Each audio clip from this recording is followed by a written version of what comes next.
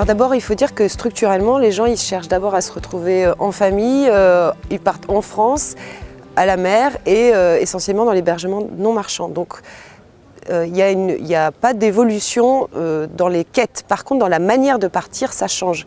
La façon dont on va réserver, ce qui va être à la mode, etc. Donc il y a des mouvements de fond sur des modes de réservation, des manières de partir, des transports.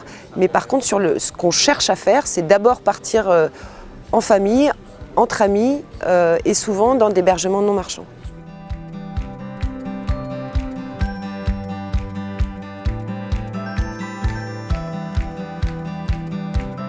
On peut dire qu'on est rentré dans la troisième révolution touristique, après la deuxième qui a été l'industrie du tourisme avec les hôtels de masse, ce qu'on appelle la démocratisation des vacances. On est dans une logique assez différente puisqu'il y a un éparpillement de l'offre économique, l'offre d'hébergement, des circuits, etc. Donc on peut dire qu'il y a aussi l'offre de restauration.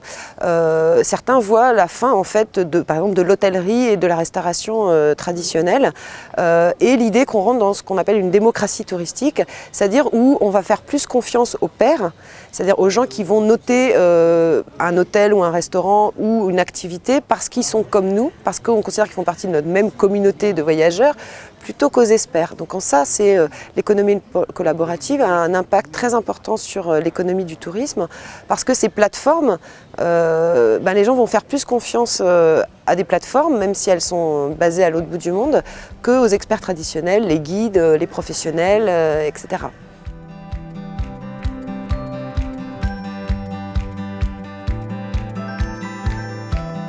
Les élus de CE, leur travail, ça peut être justement d'avoir un travail de médiation et de conseil sur cette nouvelle économie dite collaborative, qui souvent n'a de collaboratif que le nom, pour identifier et conseiller des voyages, des réservations, mais aussi des plateformes qui vont fonctionner un peu différemment que des entreprises type Airbnb ou des lieux d'évaluation comme TripAdvisor.